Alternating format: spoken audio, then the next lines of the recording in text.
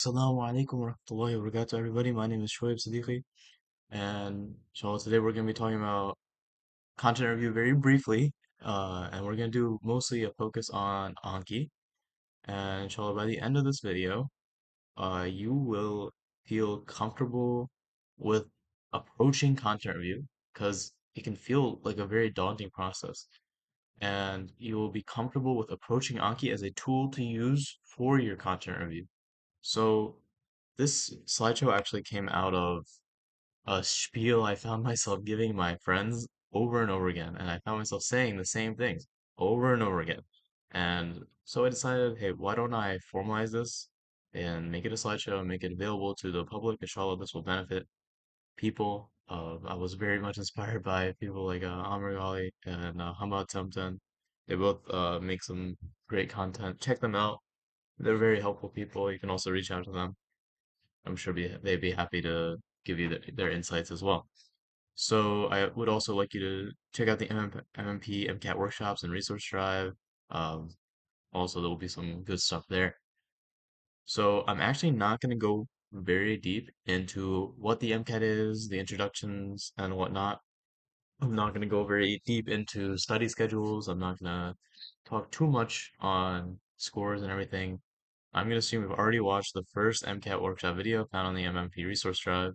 Because this slideshow, I'm going to make it available to the public. I'm not actually going to put the link to the drive here, but if you are in the WhatsApp group, check the description. In the description, there's a link tree, and there's a link to the resource drive on the link tree. So, inshallah, check that video out. I had some good speakers, but very helpful. I did want to give you this resource right here. This is from the WAMC. These are the people who make the MCAT, and they also facilitate medical school admissions, the MD admissions, as well as I believe residencies. Um, so they have a page called What's on the MCAT exam, and on it you can choose a section. Let's choose biochem, and it will basically show you everything that's fair game to be tested in the section. Everything you need to know will be in this document, 33-page document. So for example, oh, I saw 1B, transmission of genetic information. Okay.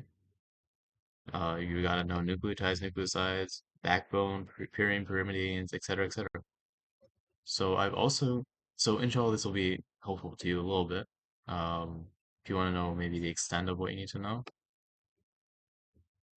here is actually a compiled document. So all four of the web pages that this has for the four sections, somebody has compiled this, not me, into one document. So remember, each document was like 33 pages. This is 35. So it definitely might be worth giving this a read and going through saying, hey, uh, I struggled with this. I struggled with this topic. Or maybe, hey, I don't recognize this at all, right?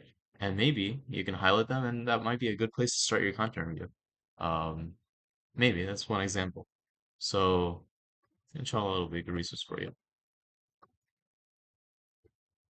Okay, what score should I aim for? This is going to be a common question. I know I said I wouldn't talk about it, but we'll touch on it briefly. Uh, the average MCAT for matriculants is 507 for DO schools, 512 for MD schools. And this is a box and whisker plot from the WAMC from MSAR. I'm not sure if I can post it, but this is the 10th, 25th, 50th, 75th, and 90th percentile MCAT scores uh for accepted students into MD schools. So if you have a 507, you have an MCAT that is higher than, so okay, let me rephrase this. 25% of people accepted to medical school have an MCAT of 507 or lower. And I'll give you another number, 520. This is a number that is thrown around a lot on, Reddit and SDN and other online forums, right? 90% of people who get into medical school have an MCAT less than 520. I also included this table here. This is another good resource from the WMC. And this is basically a two-way table of GPA and MCATs, and it shows the acceptance rate for that MCAT GPA combination. So, if you, let's say you did pretty good in all your classes, let's say you have a 3.7 and you get the average matriculant MCAT, so 512. That group of people has a 56.8 acceptance rate. Notice how I did not say you have a 56.8 chance of getting in medical school. Why? Because some people who applied with these stats had a 0% chance of getting in medical school, right? Maybe they had multiple violent felonies, right? For one example, maybe they said something completely unhinged on their personal statement. Maybe they forgot to complete part of their primary. Maybe they didn't put in any um, activities. Maybe their letters of rec were all negative. Maybe you don't know. And some people in this group will have a 100% chance of getting into medical school. Maybe they cured cancer. Maybe, maybe their dad is the dean of admissions, right? So things like that. These numbers lack context. That's I'm gonna leave it there. But hopefully, you can look at some of these numbers, plug it in your GPA. If you're looking at this video early in the process, if you're not like actually gonna start a content review, if you're maybe a freshman or something, remember your GPA is the hardest and most expensive thing to remediate. So make sure you keep this up. But anyway, plug in your GPA, take a look at some of these numbers, find a number. Find some range that you feel comfortable with. Maybe this will just give you a idea of what score you want to aim for. But the score I'm gonna tell you the score you want to aim for is as high as possible. All right. So if you've watched the MCAT workshop video, you know that generally people do two phases of their MCAT study plan. They do content review and actual MCAT practice questions.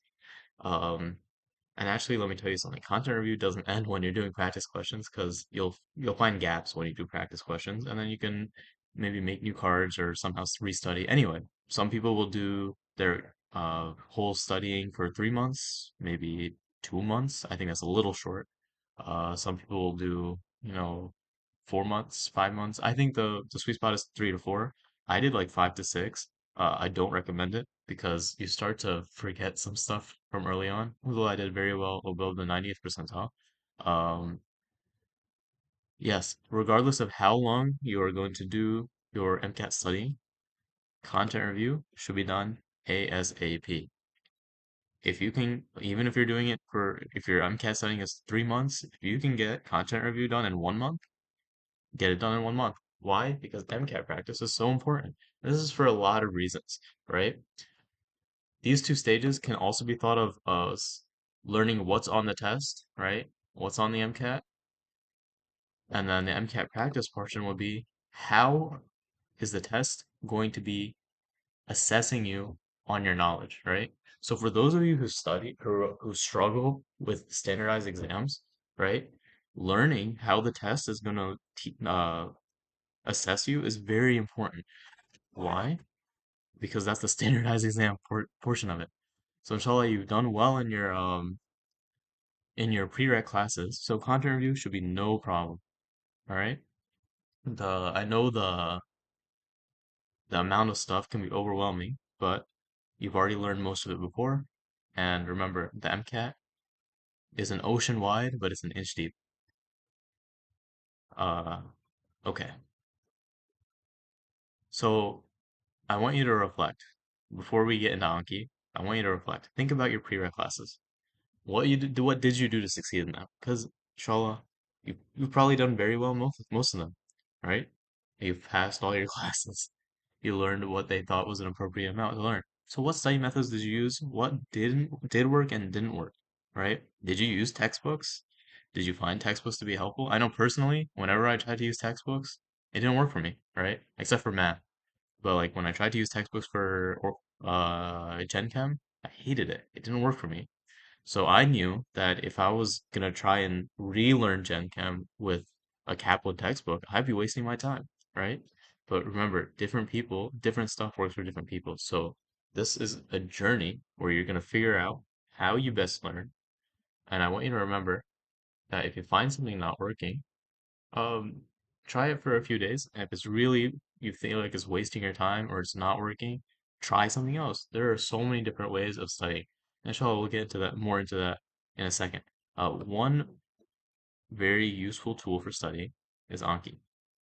So what I've done here is I've made a fresh user.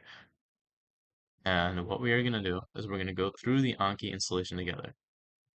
So what you can do is pull up Google, you look up Anki, and we are going to download it.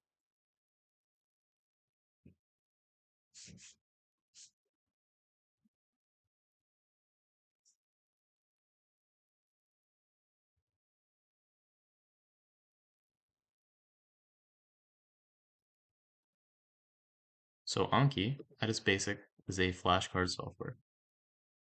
You've used Quizlet before, maybe you haven't, maybe you should be familiar with flashcards. But Anki, why it's so special is A, it'll keep track of your flashcards. Um, you can tag them, you can put notes on them, and the biggest feature that Anki has is spaced repetition. So it will remember every time you forgot a flashcard, or maybe you needed to repeat it, or maybe you thought it was hard, it will remember all of those times for every single card. And what it will do is after you're done learning a card, it will pick a number of days based on some algorithm of when it wants to show you that flashcard again. Okay, here is Anki. It might look a little bit different for you. Um, you can there's ways to play with the themes, but we will not be going over that today. One thing I will want to highlight to you right away on the interface is the sync button. So you can click sync, and it will tell you to make an account. Make an account. First thing you do, make an account, and type in your Anki and sign in. Why? Because what you can do is you can sync your progress. It will upload your deck, and remember all that stuff it remembers, it'll all go to the cloud. And what you can do is you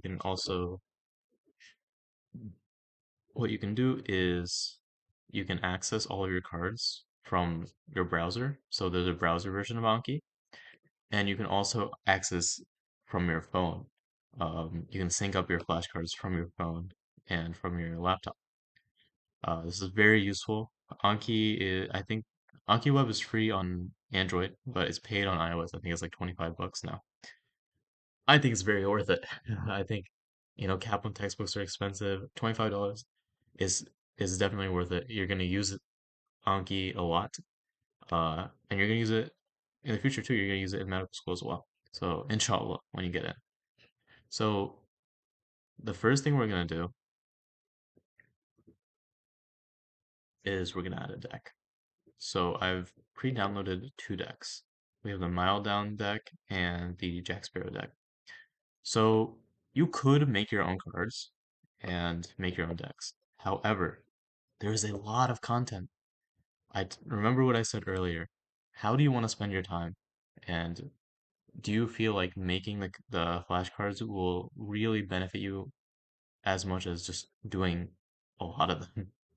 So generally, um, most people find it much easier to use a pre-made deck. So these are the two most popular ones that are found online. I'm going to download them. What you can do is you can just double click to open it, or you can drag and drop, and it will import the deck. And it will tell you everything it added. Okay, cool. So default, Anki gives you 20 new cards every day. So here's the deck. And then in decks, you can have sub decks as well. So right now, Anki is set for 20 cards a day. You can change that in your settings. But it's 20 for the whole deck, not for each of these. So if you click on a sub deck, you'll do just 20 cards, and that'll count as your 20 for this. But I don't recommend that necessarily. It's just something to keep in mind.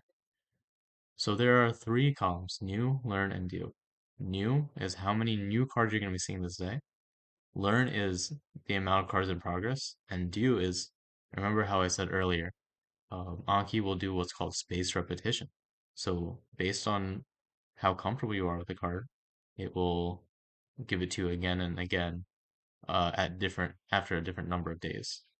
So these will often be higher than actually your news. Let me import the Jack Sparrow deck as well.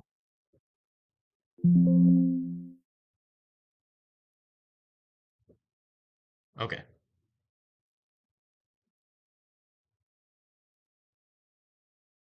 so the Jack Sparrow deck actually comes in pieces. So what we can do is we can say Jack Sparrow, oh, hidden all like that. And we can put all of this into it. Make all of these as little subdecks.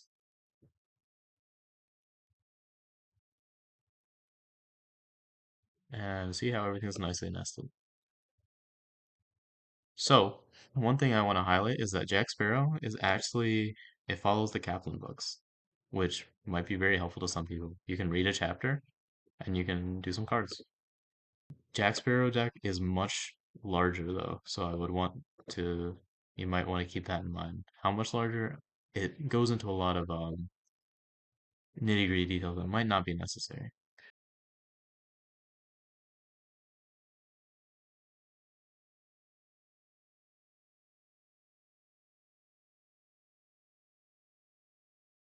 The other difference I would like to highlight to you is Jack Sparrow has traditional cards. So if I were to hit study now, what eludes first in GC, this would be like smaller stuff, I guess.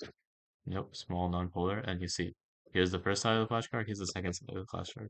Now here's what I was talking about with spaced repetition, right? I could want to see it again. If I thought it was hard, it'll show me in 6 minutes. Good, 10 minutes, easy 4 days, right?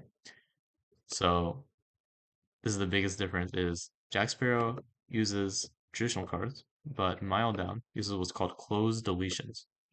So it has fill in the blank. Blank are sensory nerves that respond to stimuli, sensory receptors.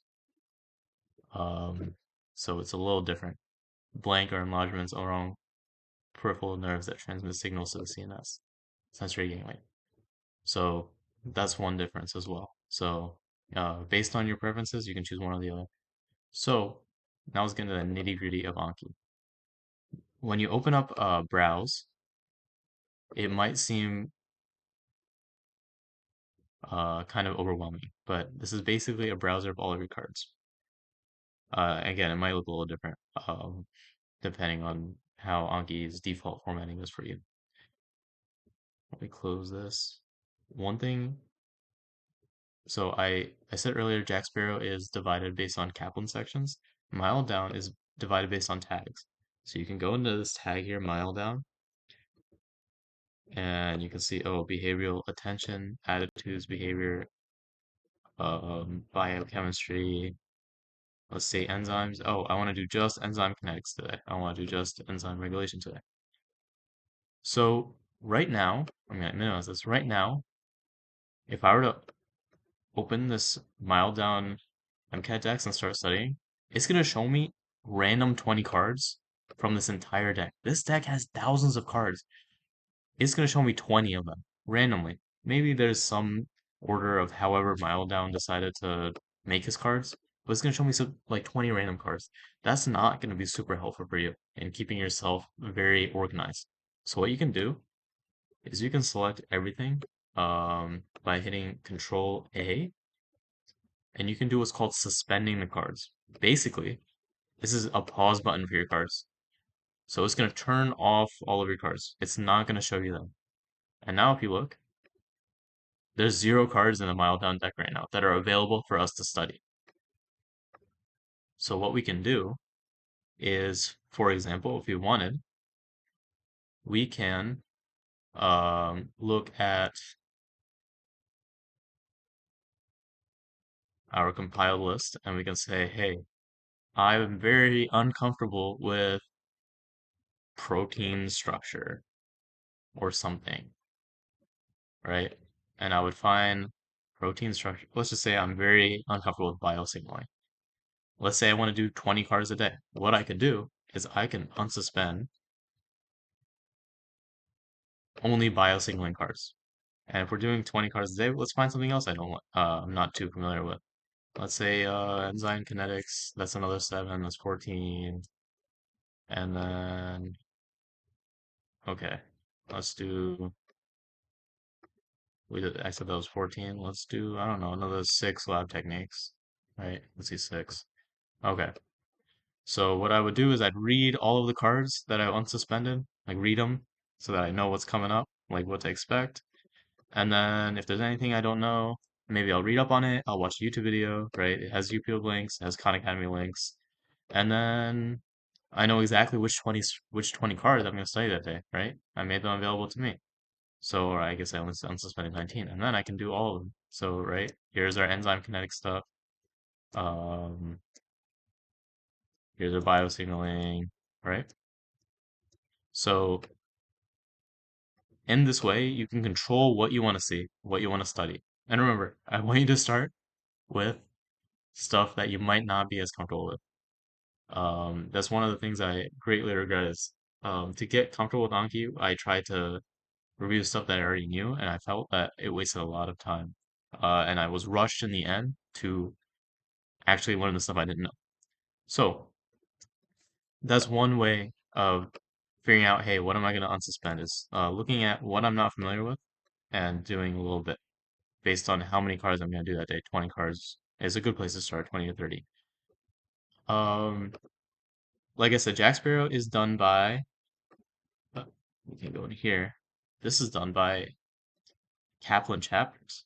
So maybe I'm just going to go down the book and I'm going to read the biochemistry book and I'm going to do chapter 1 and all the cards. I'm going to do chapter 2 and all the cards and chapter 3 and all the cards.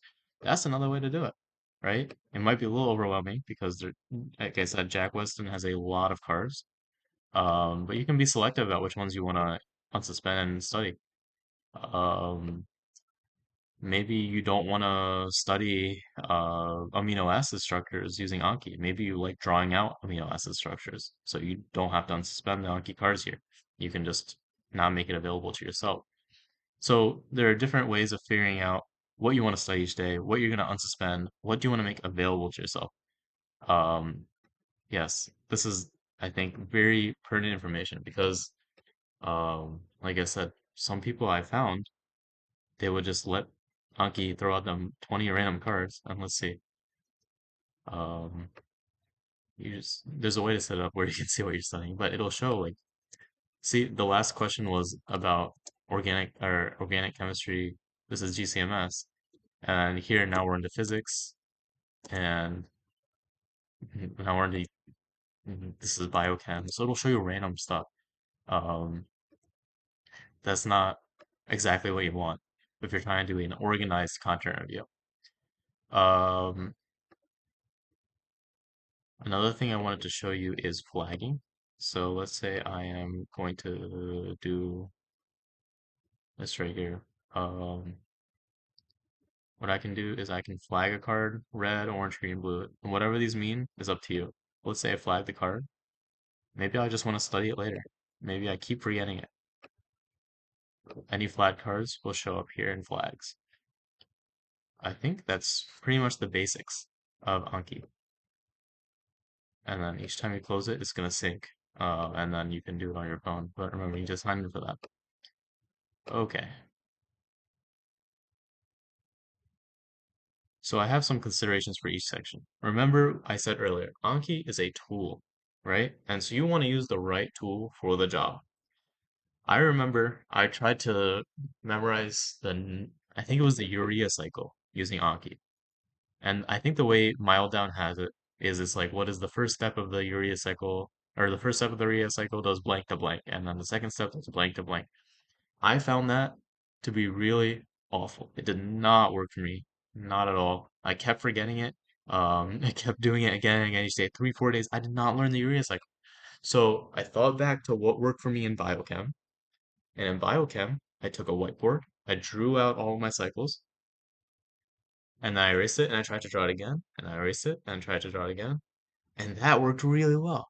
And so I did that for my amino acids. I did it for the cycles, Krebs cycle, um, and it worked so well. I remembered all the cycles, and Anki did not work, right? So maybe Anki is not the right tool for all the job, for the job.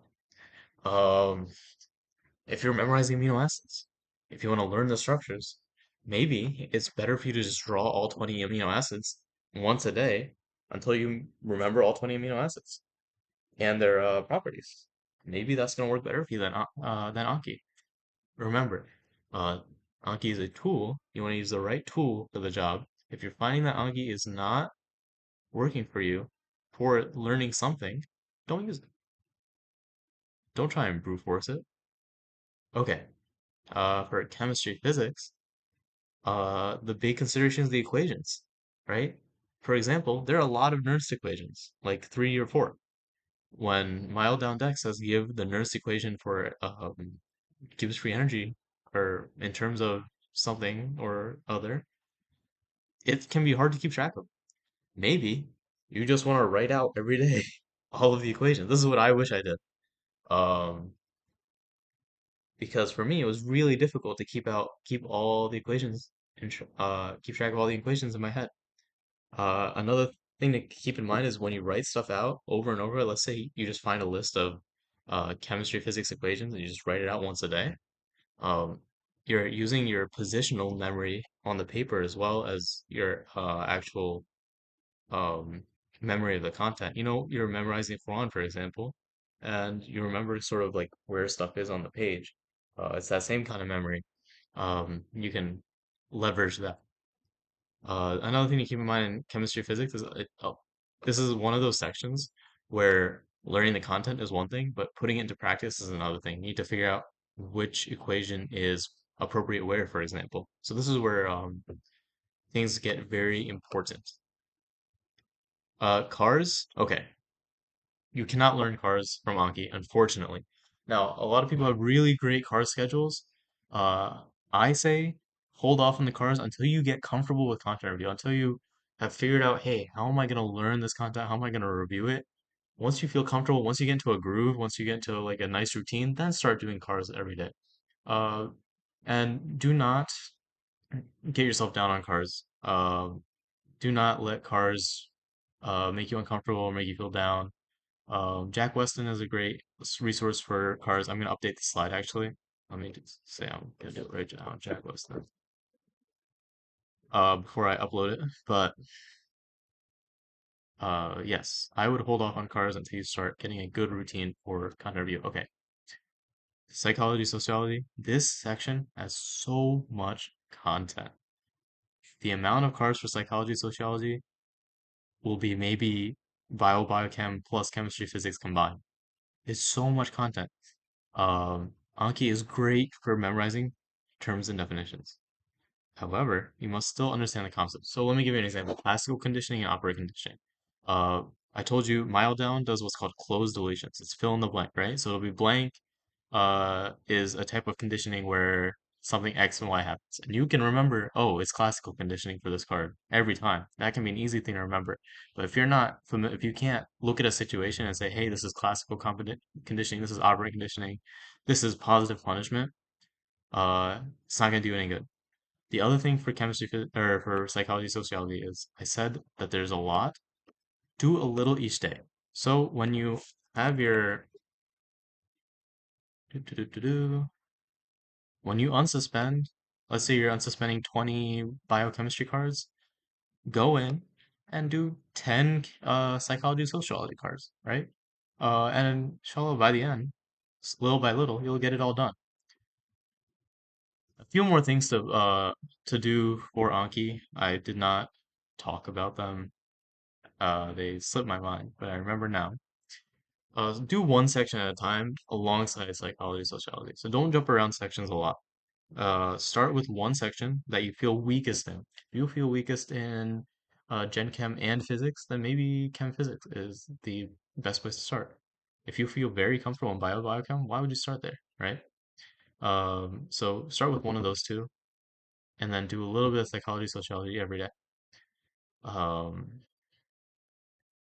so I told you guys two ways to unsuspend, right? Going based on what you prioritize and going based on chapters. Another way you could do this is UWorld. So UWorld is a question bank, and maybe I should have bought it again for this video so I could show it to you guys. But my subscription actually expired. But it is a question bank, and it will generate tests based on certain amounts of length. Now, you can use UWorld not as an assessment tool. You can use it as a tool to figure out what you do not know. So I said, uh, we have our two phases, right? We have our application phase and our content phase. What you can do is you can take an exam and see the application of knowledge. And maybe you don't know anything. For let's say you do 20 questions, you don't know a single thing. Well, now you know, hey, I'm going to be tested on something I don't know, and then you can find cards in your deck and unsuspend like that. So you can actually use UWorld as a way to figure out what you don't know, unsuspend and learn review. That's another way of doing it. It might be a little experimental. Inshallah, later on, what we'll do is for our second phase, we're going to be going over how to review questions um, and learn the test.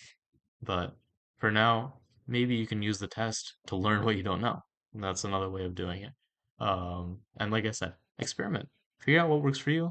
Then once you are comfortable with what's working for you and you have a nice routine, you're doing you're starting to move through your content at a nice pace. Remember, you want to go ASAP, but don't burn yourself out. Find a nice pace, find a nice amount of Anki cards you want to do, right? If you set your Anki cards at 60, you're going to end up with a lot due every day. You're going to end up with like 300, 400 every day. How much time is that going to take you? I don't know. You're going to have to figure that out yourself. Everybody's a little bit different, but you will find something that works for you, inshallah. And inshallah, these skills will be helpful for you when you're actually in medical school, because inshallah, you will be in medical school. These skills will help you out. You'll be glad you had a nice, safe space to learn because you have to make the safe space for yourself. Okay, so inshallah, hopefully from here, you can start content reviewing right away. I'm going to link these slides in the description, and I want you to remember, stay flexible. If something is working for you, lean into it. See if there's a way you can make it even better for yourself. If not, scrap it. Try something else. Try everything for a few days, right? If it's not working, try something else. I'm gonna give you a little bit of homework, right? Open up these slides, look at the Dropbox link. I'm gonna say, if you haven't watched the MCAT workshop video, the first one, watch that. And I'm going to include a podcast that I want you to listen to. And maybe it'll help your mindset a little bit. And inshallah, it'll be helpful for you. And then we might discuss it in the second, um, in the second video that I make. Here's my contact info. Hit me up via email and I can put my phone number because, like I said, I'm gonna make this available to people online. But even if you don't go to UMich, hit me up, contact me about anything, comments, feedback. You want to you made a schedule, want to look at it, want to talk about it? Sure. You want new study methods? Want any idea? Are you struggling with a certain topic, how to study it? Let me know. You want to talk one-on-one? Let me know. Um, inshallah. Yeah. If you're a sister, you don't feel comfortable hitting up a brother, uh, still reach out and I can connect you with somebody. I know people. So inshallah, we can find people, we can help each other out as a community. And hopefully, yeah, like I said, this will have been helpful for you. And yeah, good luck on your contract review.